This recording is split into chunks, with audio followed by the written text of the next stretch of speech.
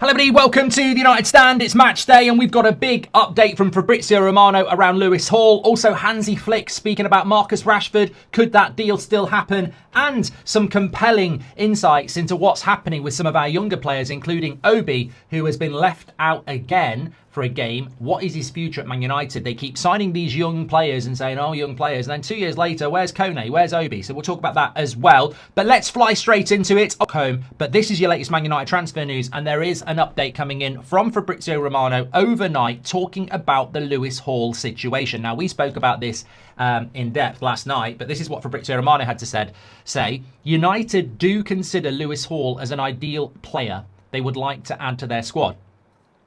He's a player internally approved at the club, but Newcastle will make their life complicated. Newcastle don't want to sell Lewis Hall as they've already made big money this summer. So, look, I said last night with you that this reminds me of Anderson, Matheus Fernandes, Baleba last summer, where does it really matter if the board want to sign a player? Does it really matter if we have concrete interest? I mean, I heard something today that I think who was it? I think it was Alex Crook again. I think he said something like Michael Carrick deeply admires Lewis Hall. What does deeply admire mean? Why does he not admire him? Yeah, Michael Carrick deeply admires Lewis Hall. What does deeply admire mean? Can't you just admire him? Or, you know, ultimately, I just see spin here. I see time wasting. I see United fans who've been spun 2 or 3 times this summer already, jumping back on the waltzers. I'm like, why do you do this to yourselves? Why do you believe bullshit? Even the stories aren't even stories. Lewis Hall is admired by Man United. United really like Lewis Hall. I bet they'd say the same thing about Mendes at PSG. You know, they probably admire loads of players. Doesn't mean you're going to buy them. It's like looking at your neighbour's car and saying, I admire it. Doesn't mean you're going to steal it or even buy it. But it doesn't mean you can afford it. So I just see through this. I challenge the club to sign Lewis Hall. And if you do, I'll applaud the club. But you're not going to, are you? You've set your stall out this summer already. You won't overpay. And overpaying is paying a price you don't want to pay. It's not actually overpaying. And Newcastle don't want to sell him.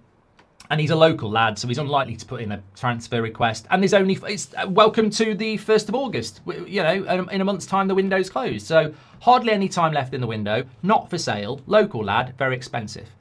I mean, there is enough there. 2 of those things would be enough for this not to happen. So I just find it frustrating. I find it frustrating that here we are in August still talking about fantasy signings that we should have come in. I still find it pathetic, but I also find it incredible that we're in August and some of our fans are still optimistic. They're still believing bullshit.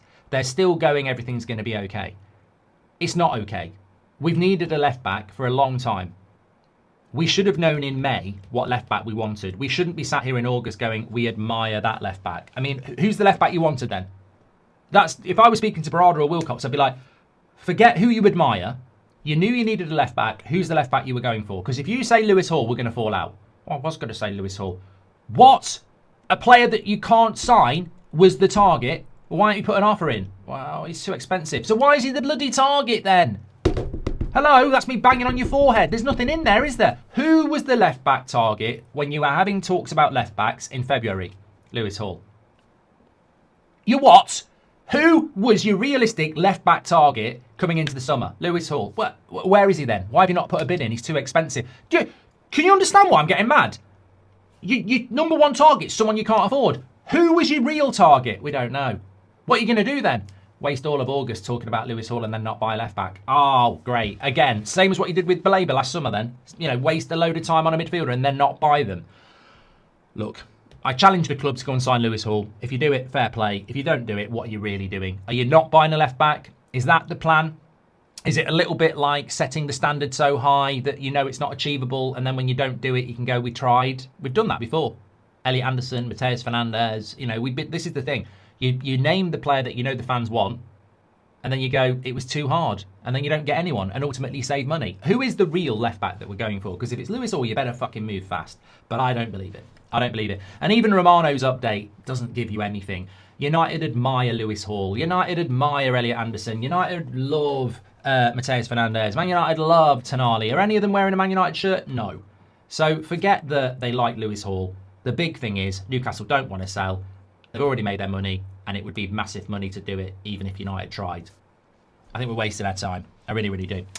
In relation to Marcus Rashford, I mean, God, yeah, Rashford, the player that's coming back, the player that wants to leave, the player that the club desperately want to sell, the player that we've already dealt with him leaving is actually coming back. I mean, I think it's always like lurching from one problem to another. I mean, this is a problem.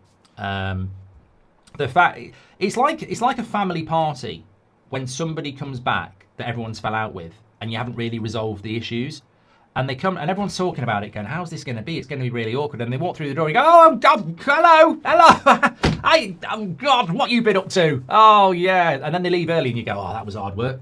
But is he leaving? Like, I don't blame Rashford, but no one wants him.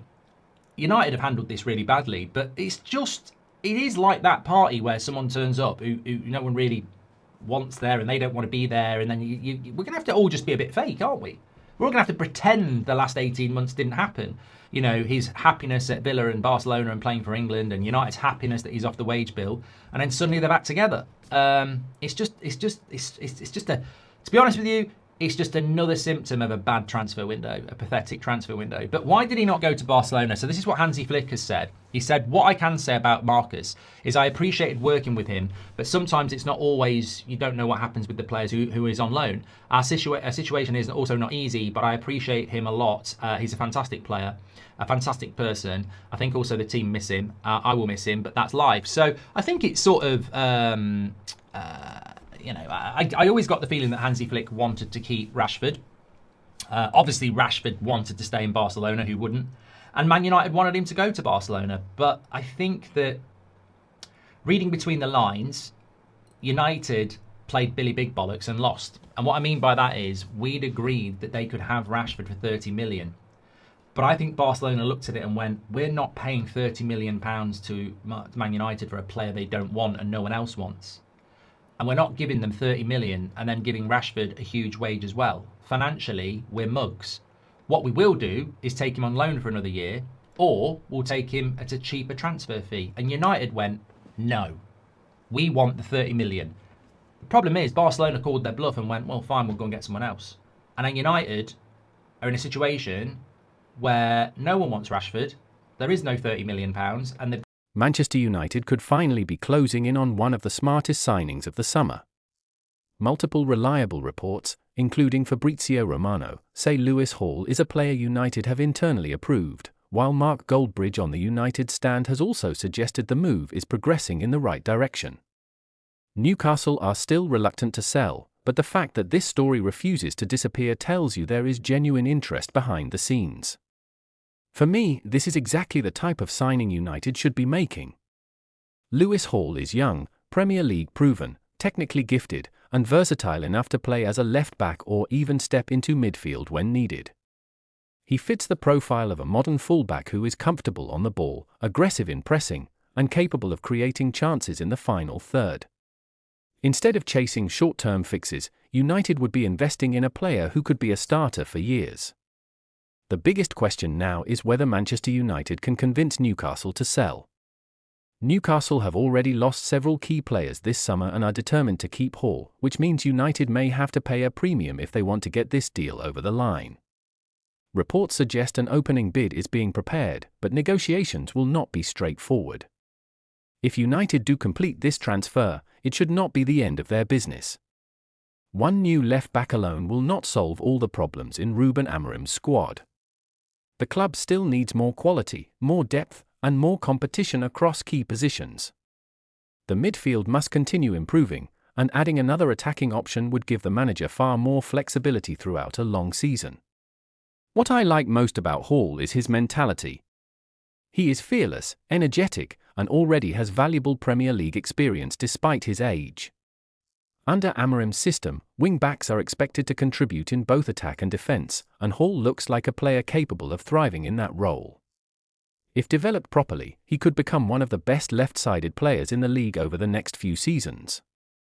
So, if Fabrizio Romano's latest update proves to be the beginning of another here we go, Manchester United fans have every reason to be excited. Lewis Hall is not just another transfer target.